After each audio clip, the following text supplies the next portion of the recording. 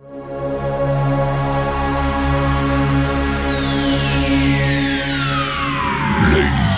and gentlemen, may I have your attention, please?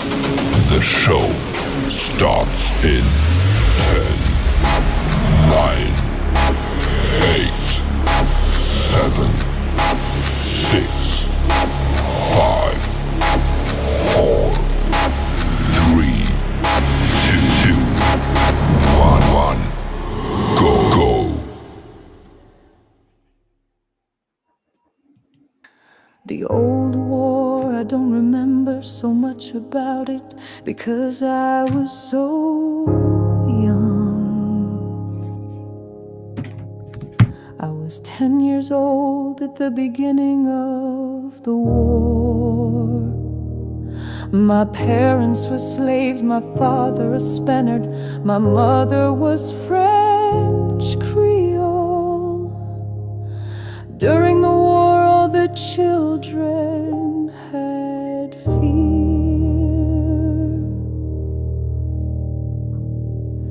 I drove an old ox cart on which to pick up the dead soldiers and buried them. A battle took place about 40 miles from the plantation on a bluff near a large ditch. The old master was mean, made slaves lie on the ground and whipped them. I never saw him whip my father. He often whipped my mother.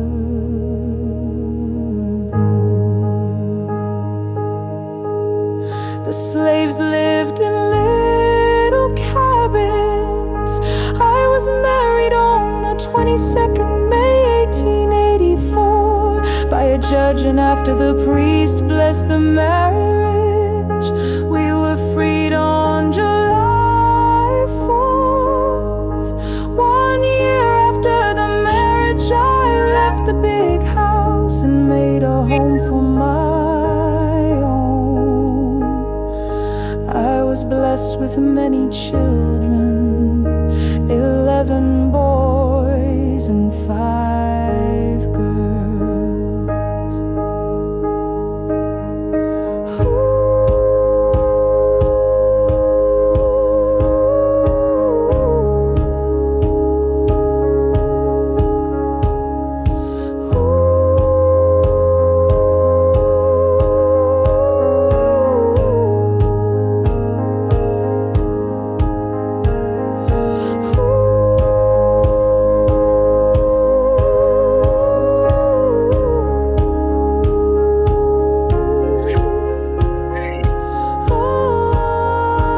Hang on.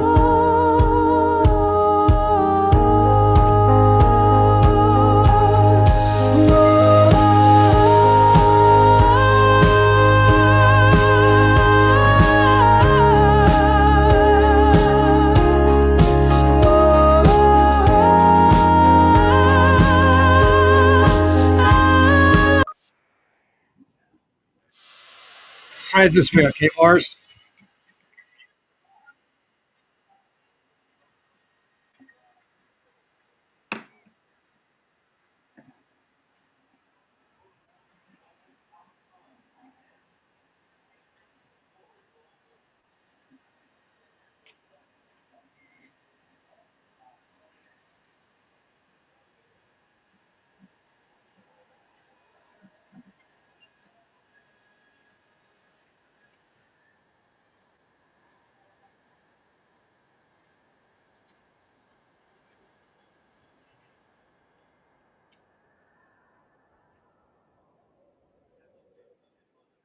Okay, everyone, I'd like to introduce you to um, Morris Mires, who unfortunately is coming to us through the cell phone. He was having issues connecting the link on the cell phone, so we're going to try the telephone. Okay, Morris? Yes, sir. Okay. So Morris, what I just played now was the song that I created using the words from your great grandfather's interview. Okay. Yes.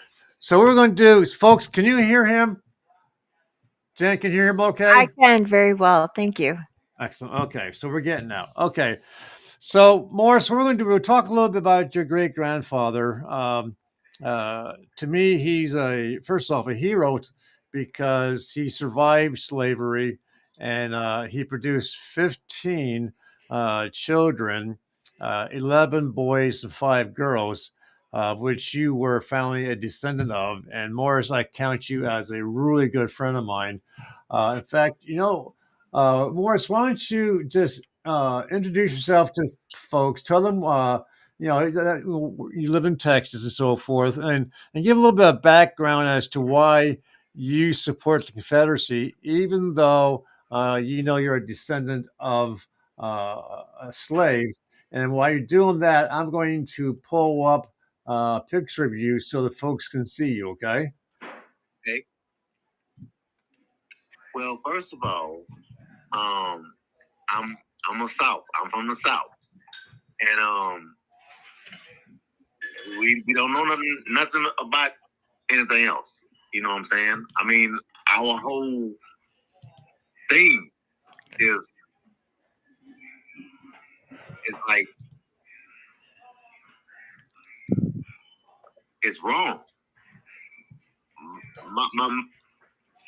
What's going on? What's all this clothes for? Well, I'm talking. His son's on the phone. That's okay. I want to talk. No, look, I'm on the phone. It's okay. Say, look, it's okay. Okay. All right. I love you so much. I'll be there. All right. Sorry. I'm sorry. That's okay. That's And no problem.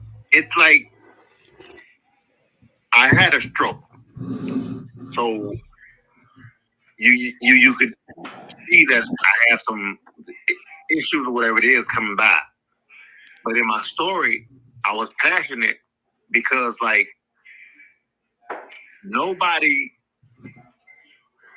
was perfect. I mean, I've always been black. I've always been black, but I've always had color with me. I mean, it's wingless about the game. You know what I'm saying? And Right. hello? Yeah, go ahead. Yes. And when I'm sorry, I had a stroke, so it's making me very. I can't think right. I'm sorry. Morris, you want me to just go ahead and Yes. tell the story about your great grandfather? Yes, And then I can talk a little bit. You know what I'm saying? yeah, I understand. I appreciate it. I love you, man. So let me talk about your grandfather. Okay, so I do have a picture of you up. Let me ask you one question: Is there someone in the kitchen? There's some bang in the background that's being picked up. Hold up. So Morris's great grandfather, his name is Lasan Meyer. Okay, and I have a picture of him. This is pretty cool because this just goes to show you that no matter what, there's always someone somewhere writing down who your life. Okay, and you may try to run from it, but it's always going to be someone there doing something. Now, this man here in the picture in my hand was a slave as a young boy. Okay, and so was his mother and his father. Uh, the individual who owned him was Broussard, and the Broussard family is huge with slaves. They had hundreds upon hundreds of slaves, and that's how they made their wealth. They made their wealth off of the backs of the slaves, and that's one reason why I did the song the way I did. It kind of talks a little bit about what he did, And just so you know, folks, the song was created using Suno.com. I love it. I promote it. It's $10 a month. Get it, try it. You're gonna love it. I put in just a few words from his great grandfather's interview, and the computer did the rest. So, Morris, I hope you like that song. But I'm going to read. It's about a page long of the interview done with his great grandfather. So it starts off like this: Lassane Meyer, 86, French Negro of the Pear Orchard Settlement. Now, just if you folks don't know what that is, the Pear Orchard Settlement is a settlement in Texas that was built primarily on the backs of black people, and that's how they lived and survived and so forth. They had their own stores and so forth near Beaumont, Texas. The guy doing the interview found your great grandfather to be alert, intelligent, and his long, well-formed hands gestured while he talked. He was born in Abbeville Parish, Louisiana, a slave of Prosper Broussard. His father, the great-grandfather's father, was a Spaniard. His mom spoke French, and his master was a Creole. So here it starts the interview. The old war, no, I don't remember so much about it because I was so young. I was 10 years old at the beginning of the war. I was born the 13th of May, but I don't know what year. My parents were slaves. My father a Spaniard who spoke Spanish and French. My mother spoke French. The old master too, all Creoles. I, as all the other slaves, spoke French. During the war, all the children had fear. I drove an old ox cart in which I helped pick up the dead soldiers and buried them. A battle took place about 40 miles from the plantation on a bluff near a large ditch, not near the bayou, no. We were freed on July 4th.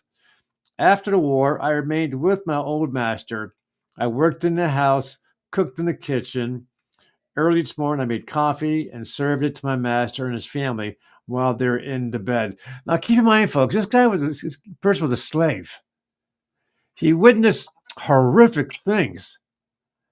But yet, even after he was freed and could go wherever he wanted to, he chose to stay with the man who whipped him, who raped the black women, who treated them horribly because he had love for this master. The master and his wife were elderly, they were ill, and they couldn't get out of bed. So they still stayed and worked the plantation and took care of the master. The old master was mean. He made slaves lie on the ground and whipped them. I never saw him whip my father. He often whipped my mother. I'd hide to keep from seeing this. I was afraid. Why did he whip them? I don't remember. He did not have a prison, just coups his French word for beaten. But not one slave from our plantation tried to escape to the north. The slaves lived in little cabins, all alike, but good. 1 or 2 beds, rooms small as a kitchen, chimneys of dirt, good floors. We had plenty to eat, cornbread and grits, beef, possum, and Irish sweet potatoes. So Yes, even sir. though they were slaves, these slaves were still treated better than maybe some others because they had a home to live in, they had a roof over their head, they had a chimney for a fireplace for heat during the winter, and they had plenty of food the way it sounded.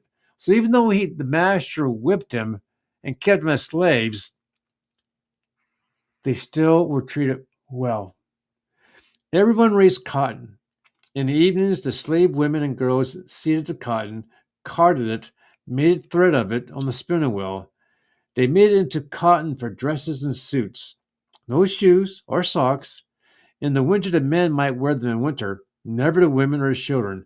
So get this, the women and children didn't have the shoes, only the men did. I never went to Mass before I was 20 years old. Yes, there were churches, and the others went, but I didn't want to go. There were benches, especially for the slaves. Yes, I was baptized a Catholic in Abbeville when I was big. Okay. Kind of where do I start? Sunday, the Negroes had round dances, formed a circle, the boys and the girls, and changed partners. They sang and they danced at the same time. Really, on Saturday, they had the dances. They sang and whistled in the fields. So even though you get the impression of the black prisoners who had their chain gangs, and to make the work go better, they would sing songs to keep their minds off of what they were doing. The marriages of the slaves were little affairs. Before the witnesses, they sautered la balu, or whatever the hell that word is, the two, and they were married. No celebration, but always little cakes. We had no doctor.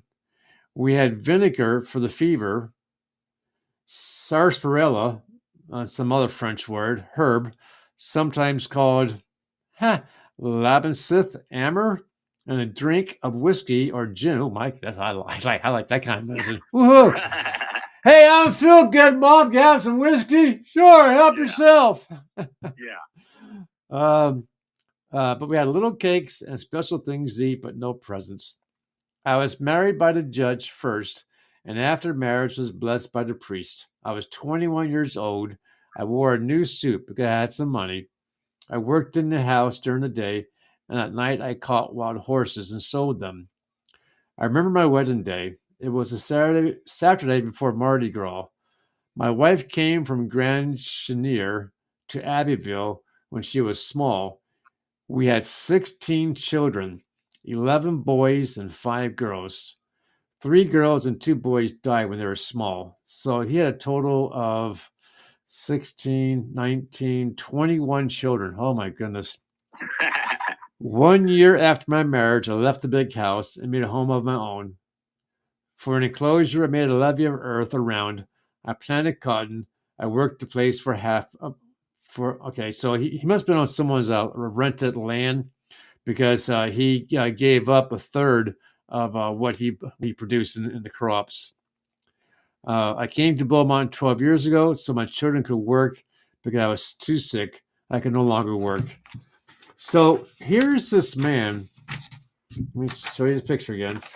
So here's this man who survived slavery, had the opportunity to leave on the July 4th, but he and the others decided to stay to take care of the man who whipped them, raped them, and so forth.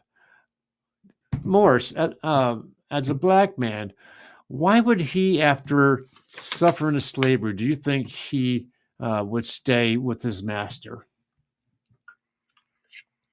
Because number one, it's like is the devil in there. You know what I'm saying? I know what's out there. I don't know what's out there. You know what I'm saying? You know, say the last thing again. I said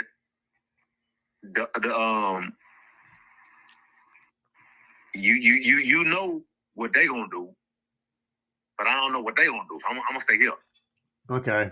Oh, I got you. So you're saying that if he would have left, he wouldn't know how he might be treated by other people being a freed slave, but he knew that staying on the plantation, he knew what the treatment was. He had a roof over his head and food in his belly. Well, that makes sense. He was used to living the way he was and didn't want to take a chance on going somewhere else. Jen, do you have any questions? Do you want to ask Mars if he's able to answer the question?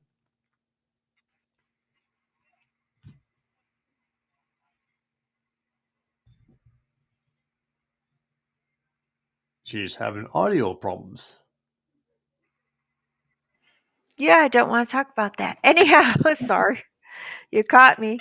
I love that you have a picture of it. That's his grandpa? His great grandfather. Wow, that's rich. And it's amazing. And I get what he's saying. I mean, he knows that the great grandpa, he knows what's out there, but he also knows what's out there where he is in his camp. At least they feed them. I don't know about the possum, but hey, besides that, the sweet the sweet I, potato, I'm anything was no, I'm not, I'm sure Nick of the American Belly would eat the possum. oh, He'd probably feast on the possum. they Yeah, would make a gumbo out of it. You're right. That's But what you do. That's what you that's do. what they said. Yeah, you yeah, eat the That's what you do. gumbo. that's funny. No, this is Rich, and I'm so happy that you're here as a guest, Mr. Morris. This is awesome. Thank you for coming. Me too. So, Me too. Morris, I'm going to play a video. It's 5 minutes long. I'm going to turn my phone so you should be able to see it. Okay. But Okay. this is his name is H. You might know or recognize him. H.K. Edgerton. He's the black sergeant that goes around the world talking about the Confederacy and talking about why he is a member of the SCV. So, folks, just a little background.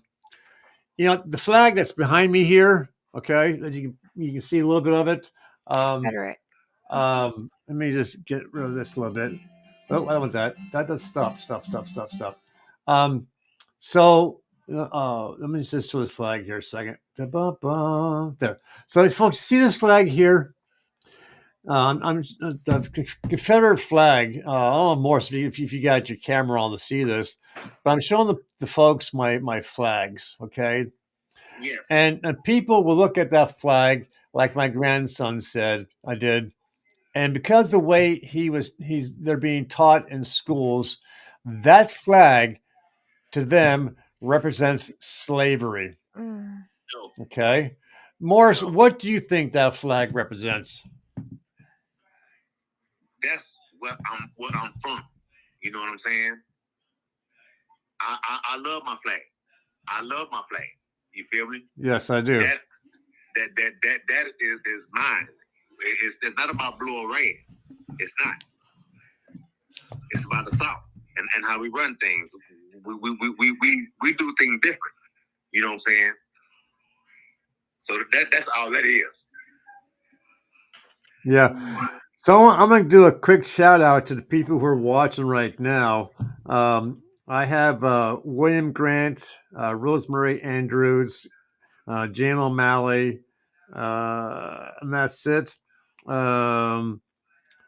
Okay, Rosemary herself had multiple strokes, so she knows what you're going through, Morris.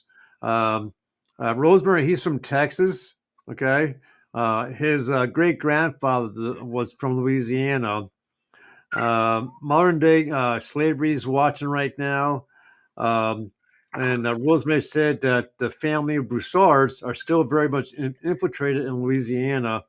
Lots of corruption and political status. Yeah, they are extremely powerful family, still are.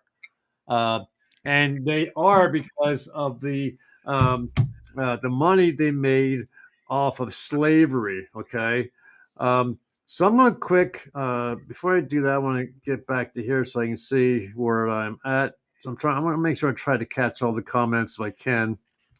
Let me bring this up. Before I do that, yes, Randy, shut up. There we go. Bum, bum, bum, bum. Okay, there we go. Okay, so I got I got 4 screens working here, folks.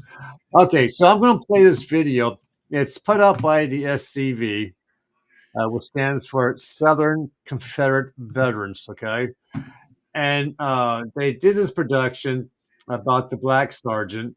He goes around the world talking about the flag and why it does not stand for slavery. Okay, here we go.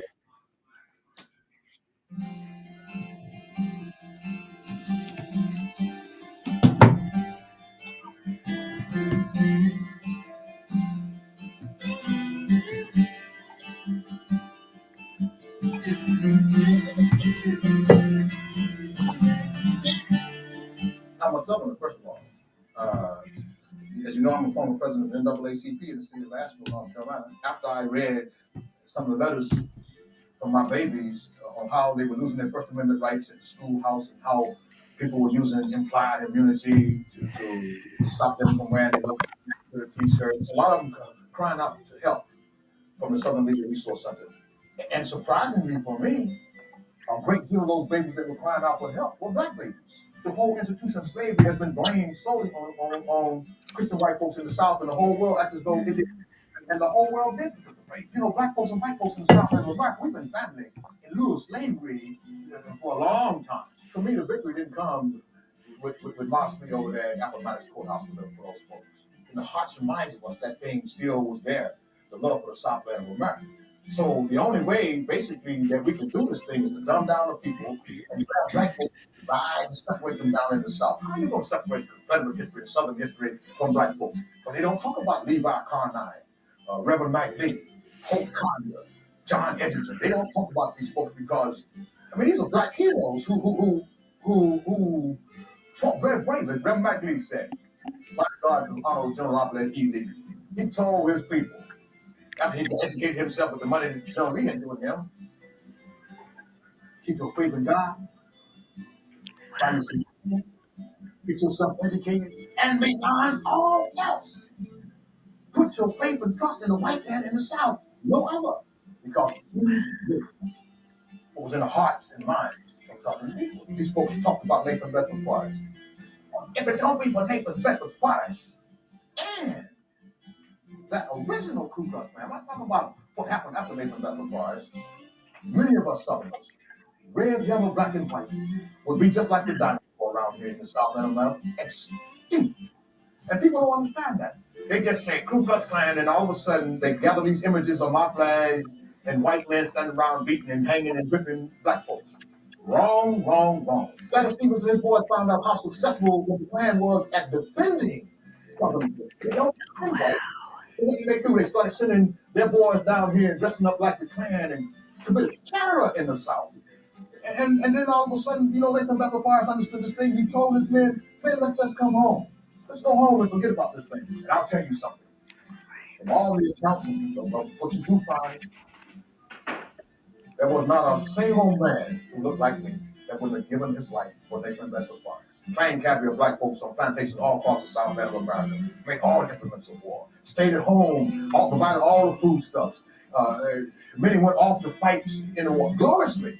In the 77 cities that I marched through when I walked in Texas, there was not one town that somebody did not come with a black Confederate hero. Well, my great-great-grandmama Hattie Edgerton stood on those shores in 1788 on her way to the Honorable T.R. Edgerton family in Rutherford County, North Carolina. I'm so glad she picked up on her. Those Africans didn't like us then. They don't like us now. The only people that ever showed their love for us, those same white folks in those cotton fields and cornfields, that we live side by side and call ourselves family. And I'm not here defending institutional slavery because slavery was bad when Jesus Christ walked the earth. It's part of man's inhumanity to the man. There's a resolve in those children, much like their grandfathers that we see buried around here. They want to know. And now they have these things called computers. These babies start plugging in these things, and these teachers can't get away with that stuff they used to get away with about, you know, our ancestors with demonic. I am so very, very proud of my heritage and my ancestry. God, in his infinite wisdom, could have sent my grandmama someplace else as a slave. But he sent her to the greatest country. He sent her to the Southland of America. If it hadn't been for that white man, he said, just come in here and sit down, John. They burned out all our property. Our money is no good. All the animals are gone. But we family. Let's work together. I'll make this thing survive and work again. And they did. And they did. There you go. To find out more, call 1. There you go. Hopefully you heard most of that testimony there, Morris. What do you think about what do you think about what he had to say? Man, dude, we think the same. We think the same. You know what I'm saying? Yep. I mean, it's right. They don't know that because they be saying this that Obama and everything is wrong. But man, we right. You know what I'm saying? I wish everybody like my arm. I got a it says heritage, not hate. You know what I'm saying? Wow. What do you think about the video that you saw, Jen? I thought it was beautiful that the most important thing that he had, regardless of what the government took away, whatever they couldn't grow, they had family, and that was more important than anything. So I love that. That's Yes. beautiful. Yeah, I would, we're coming on the back half of today's show, but I was going to show this one video, but I'm going to just more or less summarize it for you. Um, uh, folks uh, in the North primarily still won't let the folks in the South alone. They're constantly hounding them. They are trying to tear down the statues, the monuments. They're trying to dig up the graves of the Confederate soldiers. They want to change the names of military bases and colleges and things like that because, slavery was bad. But when you look into it, like he said, with computers now, if you took the time to look into it, you would find that the North got as much as, if not more, wealth from the act of slavery than those in the South.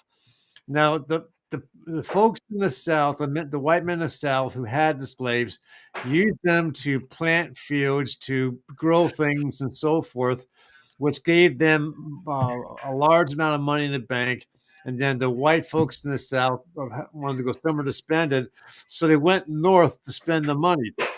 And the wealthy people in the North saw this money coming in and they took advantage of it. They used it to sell land out west to the people in the South. They used it to uh, build up their factories, their industries, to build up their cities and towns. Uh, so they got, as of not more wealthy, off the money that the slaves created because of their work than those in the South. Um, Yeah. and he mentioned indentured servants. Okay, there's a very small difference between an indentured servant and a slave. I had another video I was going to show, but in fact, I got rid of it. Maybe I didn't. It was showing that. The kings of let me see what this says here. The kings of the African nations knew that the people in the not want that the people in the um, uh, America wanted these now with that wanted these these people to be their slaves. So what they did was Sorry. I'll show this to you. Bum, bum, bum, bum, bum. So why use Once we Grammarly get past the over commercial, ChatGPT? Well, Grammarly offers expert writing suggestions, but here we go.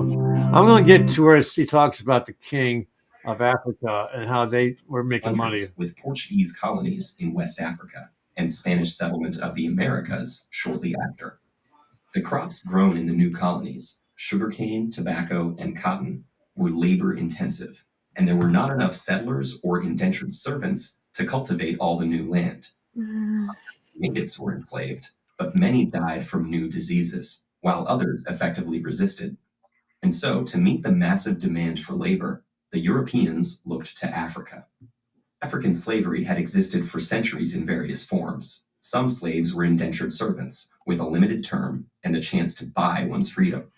Others were more like European serfs. Okay, so did you hear that? An indentured servant could be white or black.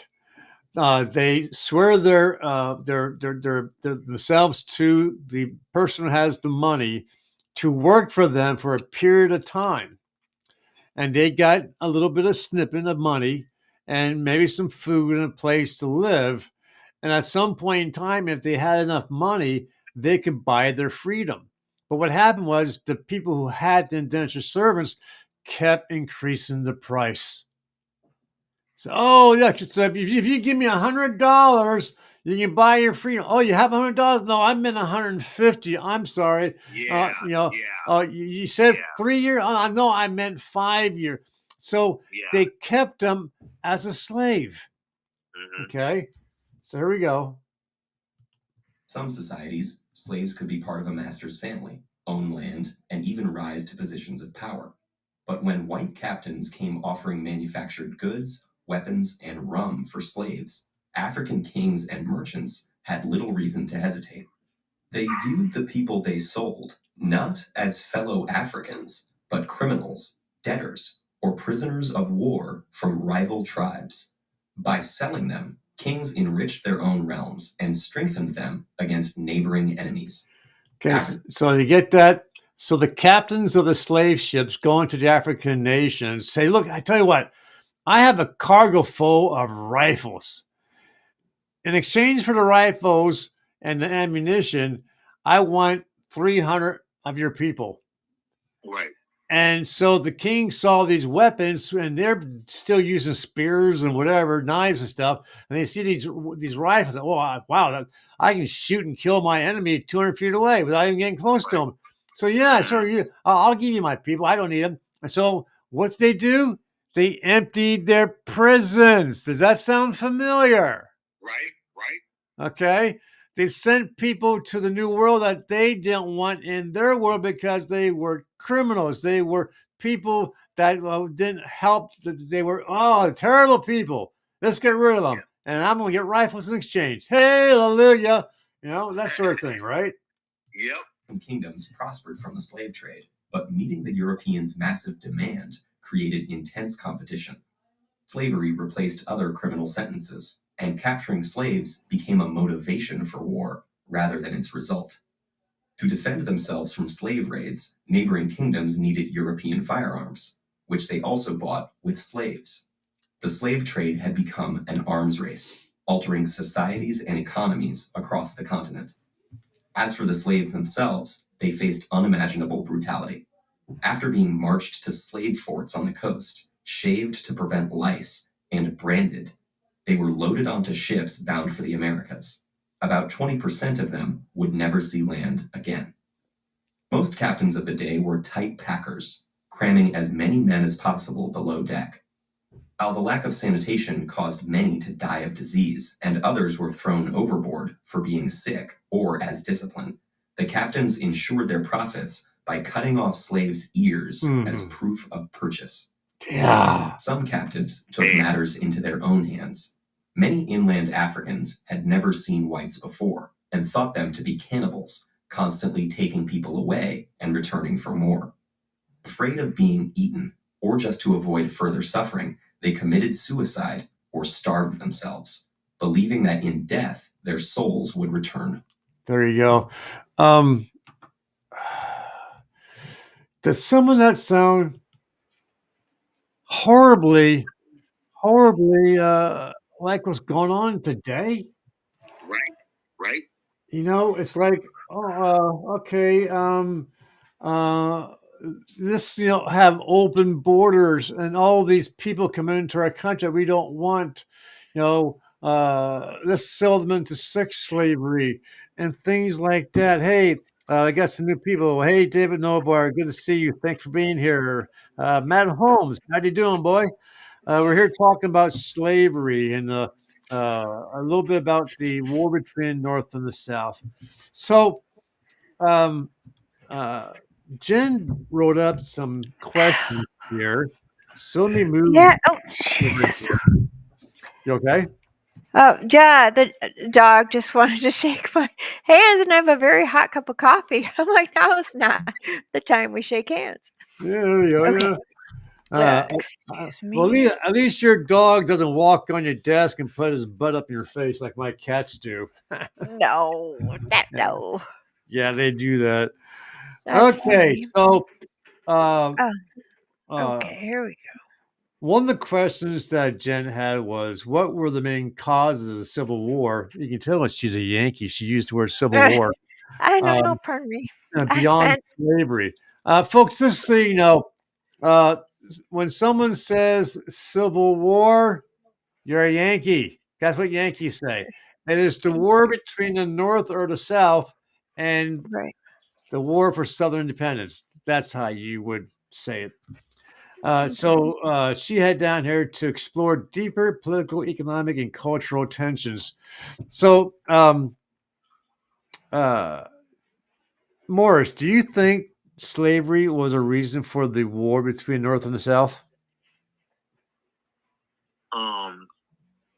I think it was not about property. I don't think it was about property. I think it was something more than that. I think that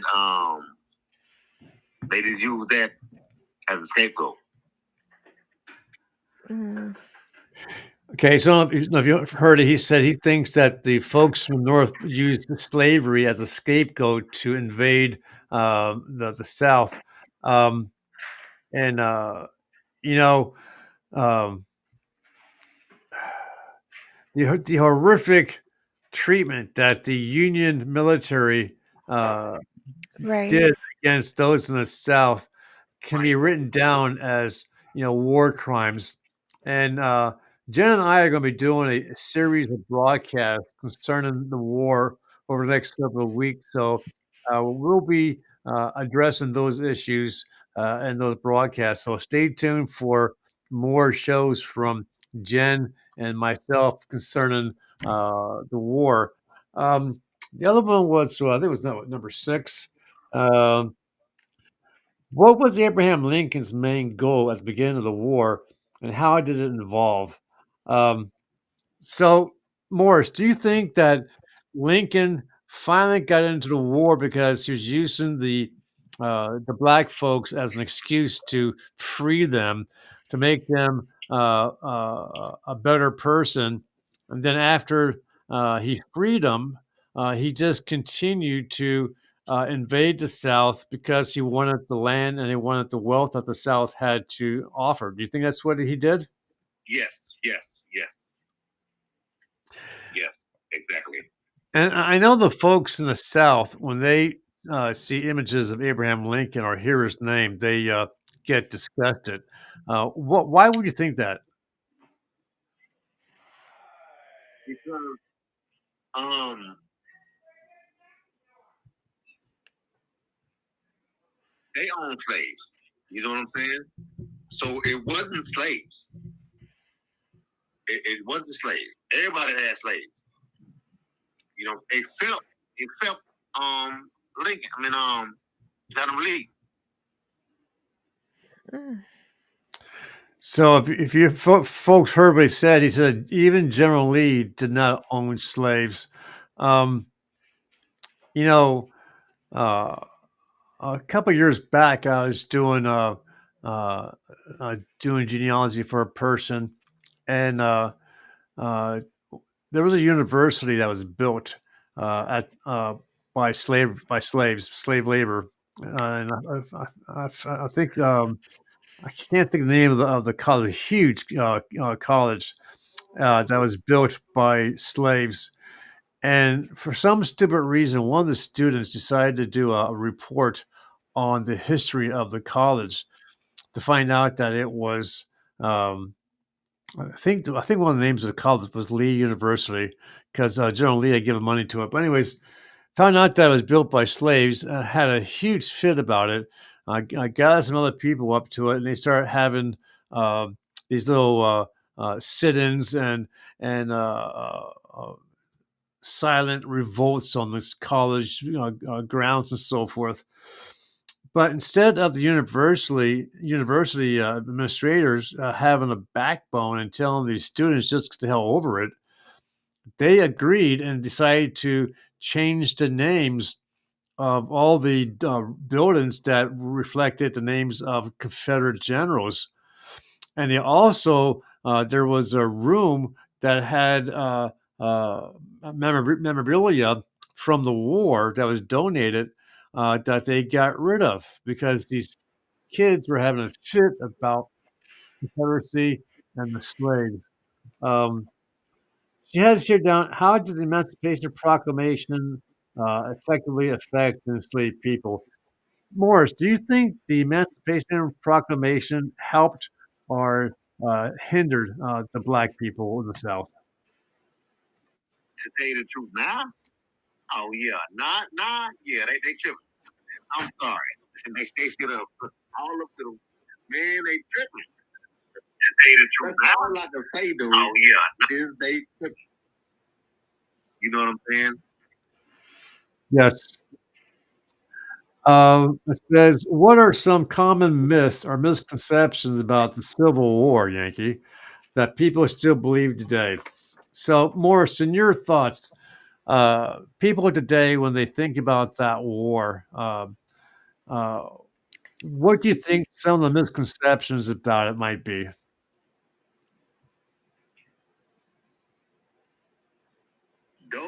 Those that fought Confederate or blue, any one of them was black. You know what I'm saying?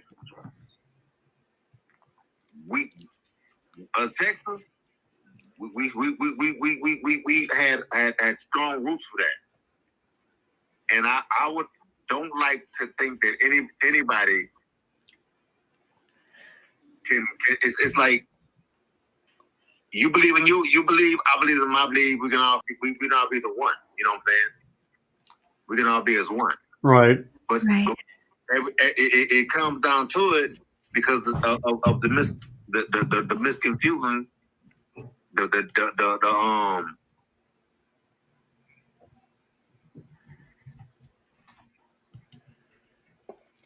You still there? Yes. Okay. I'm trying to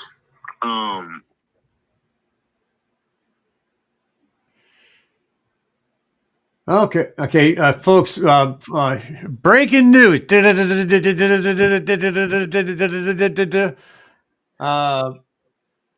Reconciliation Monument will be restored thanks to President Trump and Pete Hegseth. Aw, that's awesome. They are going to restore it. Oh my God, that is absolutely, for those who in the South or support the South, that is phenomenal. Thank you. I'm gonna see that, man. I haven't. The last one I had was that they took it, and that was the only one I had in Texas. Yeah. But I want to have the real. I want to be. I want to go. Yes. I want to go. So that message just came from General Alex Wistinet. He's Morris's general as well as my own general. He just made that announcement. For those of you who don't know what the statue, the Monument of Reconciliation is, check it out. You know, it had all kinds of really heartwarming images of people. Okay, it was put there to reconcile and to bring peace to people, not as a monument of war or hatred or racism. But those on the left, like I said, they're trying to destroy the South. They're trying to destroy it. So I think I have anything else here I want to share. Here, I'm gonna play a little bit of this. What time is it? Oh, it's 7:56. Okay. Let me get past this ad real quick, folks. Sorry, I apologize Have for you the ever ad. used a surveillance camera that doesn't require electricity? This camera can work without power because it comes. Okay. I want to get to this one part where he talks. This is a professor talking about slavery. I studied businesses in the North Here we that go. needed money from slavery for survival. Oh, wow. Slavery fueled America's economy until 1865, even in the free North. Enslavers made money two ways. One way was by selling the things that their slaves made or grew for them. The other way was by selling the slaves. Most slaves grew their crops in the South, which had better climate and soil for farming. But the money didn't stay in the slave states. Enslavers spent money across the country. And the fact that enslavers spent the money means that people in the free North took the money. And then the North spent that money from slavery to expand their cities and towns. Cities like St. Cloud and St. Paul are by the Mississippi River. This made it easy for people from the South to just sail up and spend their money. Without that money, those cities would not have grown as they did. In the early 1800s, Americans crossed the Mississippi River and settled in the West. Native Americans were already on that land first, but our country stole their land from them and fought them for it. And then our country sold that land to people who wanted to buy it. And some of the buyers were enslavers. The moment that they bought that land, their money from slavery became part of the economy. Some people who settled in the West saw how much money that enslavers were spending on land. They started selling land too. Many of these people were sons of enslavers, but they did not want to own slaves like their parents did. So they asked wealthy enslavers that they knew back in the South to buy land from them. These new Northerners wrote ads in Southern newspapers, and those ads appeared right alongside ads for sales of slaves. Some enslavers bought land in the West, but they lived full time in the South. The business firm Choteau and Company was run by enslavers from the slave state of Missouri. At first, this company owned American Fur Company, which sold furs from the Northwest. The company later shifted to selling land in that area. This means that the people who worked for American Fur Company and Choteau and Company lived in the free West, not the South, but their salaries were directly funded by slavery. Without slavery, they would not have had jobs, even though they did not own slaves and they lived hundreds of miles away. Another way that free states benefited from the slave economy was through tourism. Southerners traveled north every summer to escape the heat, and for months each year, they spent money on room and board, food, and other items in the free North. The richest Southern visitors were enslavers, and some free cities and towns allowed them to bring one or two slaves with them for visits. After all, when the summer ended, the slaves would be going back. It was a loophole of sorts. Northerners looked the other way, willfully ignoring the horror of slavery to benefit from tourism. And after all, the free states would not have slavery year round, so it was no big deal for them. When Minnesota Territory became a free state in 1858, Okay, so so the point I wanted to make with this video is that the North was making money, if not even more so, from the slavery, because the people who owned the slaves went north and they spent the money there. So we're at the 7 o'clock mark. I want to say hi to David Nobar. He said that we should restore all the monuments, and I absolutely agree with that. Before we go to people who might be watching, do you have any questions for Jenn, myself, or our special guest, Morris Mires? I'll give you guys a minute or two to think that thought through. It's not a question, but I wanted to say, Morris, I love that you brought up how General Lee did not have slaves. And I'm thinking, what a conflicting image that must be to people who watch the Dukes of Hazzard, because the name of that orange car was the General Lee, and then the flag on the roof of the car was the Confederate flag, which is the biggest misconception of all, because people think that that means that they're pro-slavery. So I think it was a really good point that you brought that up, that General Lee didn't have slaves. So what a sad coincidence for people who think the flag means slavery, and the car itself from the Dukes of Hazzard is called the General Lee. So it's just so discouraging. Do you know what the flag does mean? I heard that it means like all four quadrants of the flag, as far as the top triangle, the bottom triangle, and the sides that are orange are different parts of the South. Have you heard anything about what the Confederate flag means? Morris, did you hear her question? Yes. She wants to know to you, what does I know there's a name for the flag, and I'm still learning this stuff. But Morris, what's the name of the flag that I have on my wall and you have in your yard? And to you, what does it mean?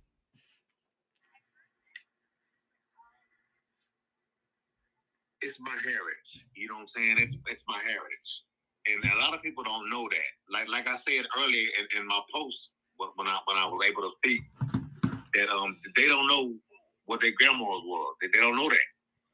You know what I'm saying? Well, I do. You know what I'm saying? So like, to me, and if any person, and me, I always try, when I start doing broadcasts about the South and so forth, I always make sure that people know something about me. I live in Pennsylvania, which is a northern state. My parents, my grandparents, and great grandparents all lived in the North. So I am a Yankee by birth, but if you cut my veins, I bleed Dixie.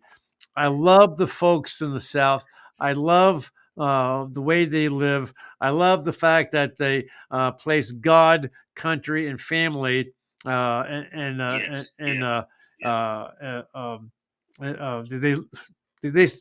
I can't think of the word, but it's God, country, and family, and they believe in the freedom of the people. In fact, they are still trying today to try and secede the states so we can live life the way we want to, not the way those in the North. And look at it, folks. The North is trying desperately to, take your 5-year-olds boys and make them girls, make your girls boys. They're trying to do all kinds of stuff that goes against the way those in the South live and believe.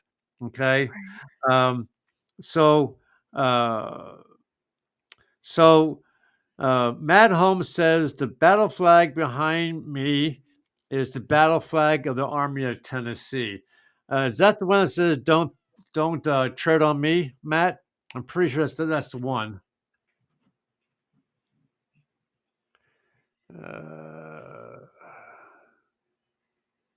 And he also said that a decent portion of Northerners volunteered in the Confederate military. And folks, don't forget too, the blacks also fought for the Confederacy in uniform, as well as blacks in the Union Army. Now, what they did, and then we have to end this, we're going past our 1 hour. The North said to the black folks living there, I tell you what, you put on this uniform, and if you fight for us for 2 years and live, you're a free man. So they have to be able to fight and survive to become a free man. There's some movies out there that show that. Um, uh, the one movie I can't think of is, oh my God, it was a white general. He had a black regiment. They went in battle against this entrenched Confederate fort, and they got slaughtered. Okay. But okay, the one, okay. So this flag here, folks, let me make that there. Nope. Bump. So this flag here is called the Gadsden flag. Okay. It's also the one that you will see being that when they went into combat, that flag was up front, and that was the flag that the soldiers followed. Okay, and keep in mind, folks, the man who had the honor of carrying that flag did not have a weapon. All he had was that flag. Now, on the tip of the pole of the flag was a very, very, very, very, very sharp spear like point that he could use as a weapon. But that was all he had. And either side, Union or Southern, they wanted the flags of their opposing enemy. If they got that, that was a big ass thing. Okay. And so when the flag would fall, the thought was is that the morale of the soldiers would fall with it because they no longer have something to follow into combat. So a soldier will throw down his weapon, run, pick up that flag and lead the men further into combat. He would drop dead, someone else would grab the flag and lead them into combat. And that's what they did. Even today, the American flag has the same um, place of importance in military. If we go into combat, the American flag is there. Okay, so folks, we're going to bring it to an end. I want to thank my friends Matt Holmes, who was a while back was one of my clients for Genealogy. I want to thank David Nobar, Rosemary Andrews. I want to thank who else? Wasn't Jane O'Malley here? Someone.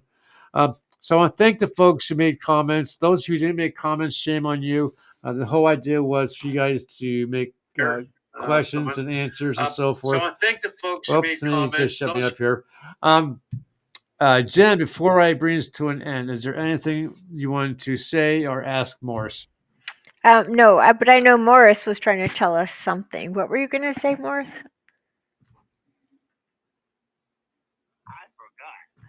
About the folks who made comments. Yeah, about the folks who made comments. Can you speak up? We can't hear you. No, I said I forgot. Oh, he forgot. Yeah, that's okay. We're just really honored to have you here. Thank you for sharing your story. Thank you. I'm glad too. I had a good time. Okay. Awesome. I'm going to hang up with you, Morris. We'll talk later. Take care, my friend. All right. Thank you. Jen, any final words before we bring this broadcast to an end? No, but thank you for coming, everyone. This is fascinating, and I can't wait to learn more about the South and exactly what the flag means. And it's fascinating. Thank you. Okay.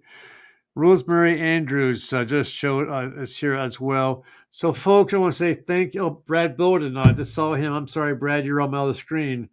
Brad Bowden says, Morris, my dude, brother from another mother. States war between the states, stars and bars.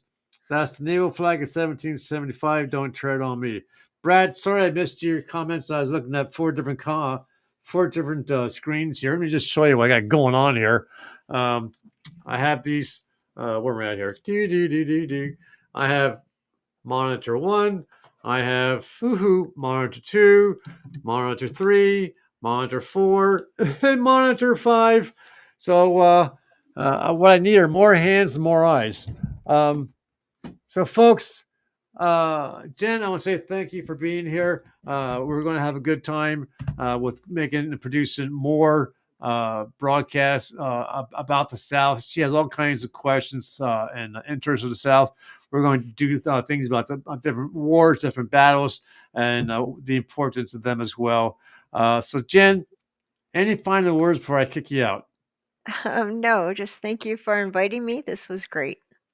Excellent. We'll talk later, Jen. Okay, get rid of her. Boom, she is gone. Yes. So, folks, this is Randy from All Roads Lead Home Genealogy and Colonel Randall Rhodes of the Carolina Gray Ghosts. I don't know if you knew that Morris Mires is also a member of the Carolina Gray Ghosts. It's a phenomenal group. If you're a Southerner and you're looking for something to do, something to participate in, reach out to Alex Wissonet or Mike Miskowski or myself for an invite to join the group. We're a very hardy group. So, folks, thanks for being here. I hope you enjoyed the show. Learn a little bit. Maybe I don't know. Maybe you already knew everything we were talking about, but it was great being here today. So take care.